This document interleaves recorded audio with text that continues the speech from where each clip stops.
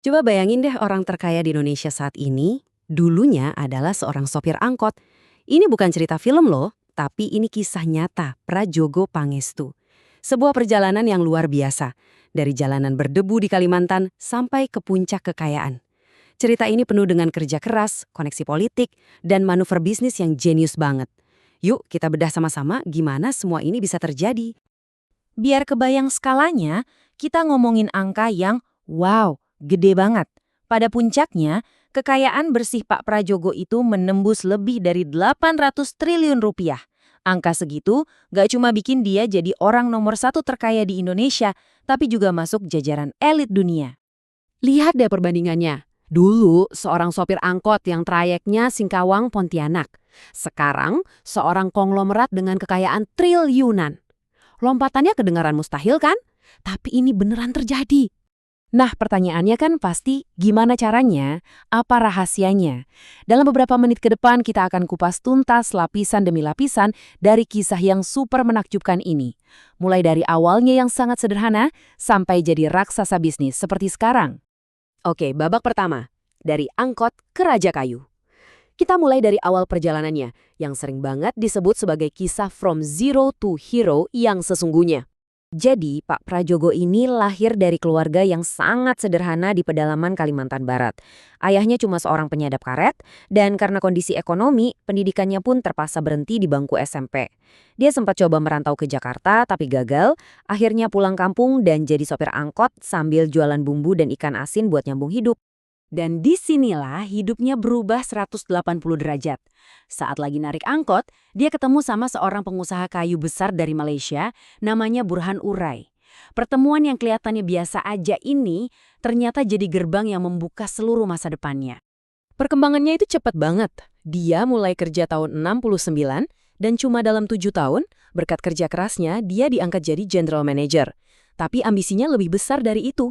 Tahun 77, dia ambil resiko besar, keluar dari zona nyaman, pinjam uang dari bank, buat beli perusahaan kayu yang hampir bangkrut, yang kemudian dia sulap jadi raksasa industri bernama Barito Pacific.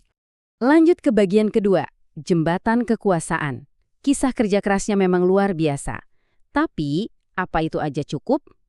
Ternyata, ada lapisan lain dari cerita ini. Sebuah jembatan yang menghubungkan bisnisnya dengan pusat kekuasaan, yang jadi bensin utama buat ledakan bisnisnya. Gini, untuk bisa ngerti kenapa bisnis Prajogo bisa meledak sedahsyat itu, kita harus lihat konteks era Orde Baru. Waktu itu, kalau kamu dekat sama keluarga cendana, itu ibaratnya dapat kunci akses ke proyek dan dana negara yang hampir nggak terbatas. Dan Pak Prajogo dengan cerdas berhasil masuk ke lingkaran itu. Momen kuncinya adalah pas Bank Duta, bank milik Yayasan Keluarga Soeharto, di ambang kehancuran. Prajogo bareng Taipan Liam Sio Leong turun tangan buat nyelamatin bank itu. Ini bukan sekedar bantuan biasa. Ini adalah investasi politik, semacam politik utang budi yang hasilnya membuka banyak sekali pintu. Terus, imbalannya apa? Wah, gede banget. Dia dapat hak pengusahaan hutan atau HPH di area yang super luas. Dia juga dapat pinjaman kontroversial dari dana pensiun negara, PT Taspen, pas banget sebelum perusahaannya mau IPO. Ini semua makin mengukuhkan posisinya sebagai Raja Kayu yang hampir tak tersentuh. Oke, kita masuk bagian ketiga, Raja Baru. Setiap era kan ada akhirnya. Pas Orde Baru runtuh dan krisis moneter 98 datang, kerajaan bisnisnya ikut goyang, bahkan nyaris hancur. Tapi justru disinilah kejeniusan strategisnya benar-benar diuji, yang membawanya ke babak baru yang bahkan jauh lebih besar, petrokimia dan energi. Coba lihat angka ini. Krisis 98 bikin nilai pasar Barito Pacific anjlok dari 5 miliar dolar jadi cuma 3 juta dolar. Gila kan? Kejatuhan yang parah banget yang bisa menghancurkan pengusaha manapun. Banyak orang waktu itu mikir, udah tamat ini ceritanya Prajogo Pangestu. Dengan patron politiknya yang jatuh dan bisnisnya yang hancur, kayaknya nggak ada jalan buat bangkit. Tapi ternyata mereka salah besar. Di tengah krisis itu, dia malah melakukan langkah paling berani dan paling gila sepanjang karirnya. Dia membeli seluruh saham PT Chandra Asri, sebuah perusahaan petrokimia raksasa, cuma seharga Rp1.000. Serius, Anda nggak salah dengar, cuma 1.000 perak. Nah, ini nih bagian paling jeniusnya. Tentu ada syaratnya dong. Dia harus nanggung utang Chandra Asri yang jumlahnya triliunan rupiah. Tapi, dia nggak bayar utang itu pakai uang tunai.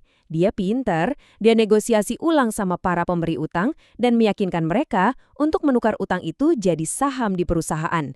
Ini namanya debt to equity swap. Hasilnya, dia jadi pemilik mayoritas aset raksasa ini nyaris tanpa modal sepeser pun, mengubah krisis jadi peluang terbesarnya. Kita sampai di bagian keempat, gurita bisnis modern. Manuver jenius tadi menjadi fondasi buat kerajaan bisnisnya hari ini yang kinerjanya di bursa saham seringkali bikin orang geleng-geleng kepala karena dianggap di luar nalar. Lompatan kekayaannya ke posisi nomor 1 baru-baru ini didorong oleh kinerja saham yang fenomenal. Dua perusahaan barunya, Chuan dan Brand, meroket gila-gilaan setelah IPO. Chuan naik lebih dari 5.800% cuma dalam 8 bulan, dan Brand bahkan sempat jadi perusahaan paling berharga di Indonesia, ngalahin raksasa sekelas BCA. Tentu saja, performa saham yang luar biasa ini memicu banyak pertanyaan dan juga kritik. Ada analis yang menunjuk dugaan manipulasi pasar yang canggih tapi legal. Struktur kepemilikan yang terpusat di keluarga lewat perusahaan di luar negeri juga jadi sorotan soal transparansi. Belum lagi tuduhan greenwashing, yaitu memakai isu energi terbarukan buat membersihkan jejak bisnis masa lalunya. Semua ini ditambah kasus-kasus hukum dari era Orde Baru yang seolah hilang di telan bumi. Tapi ya terlepas dari semua kontroversi itu, faktanya tetap jelas. Forbes secara resmi mencatat beliau sebagai orang terkaya nomor 1 di Indonesia dengan kekayaan yang terus bertambah hingga melampaui 750 triliun rupiah. Inilah puncak dari perjalanannya yang sangat luar biasa. Jadi pada akhirnya, apa kesimpulan dari kisah ini? Apakah ini murni cerita tentang kerja keras tanpa henti yang membuahkan hasil? Ataukah ini bukti kejeniusan dalam menavigasi labirin politik dan memanfaatkan setiap celah? Mungkin jawabannya adalah kombinasi dari keduanya.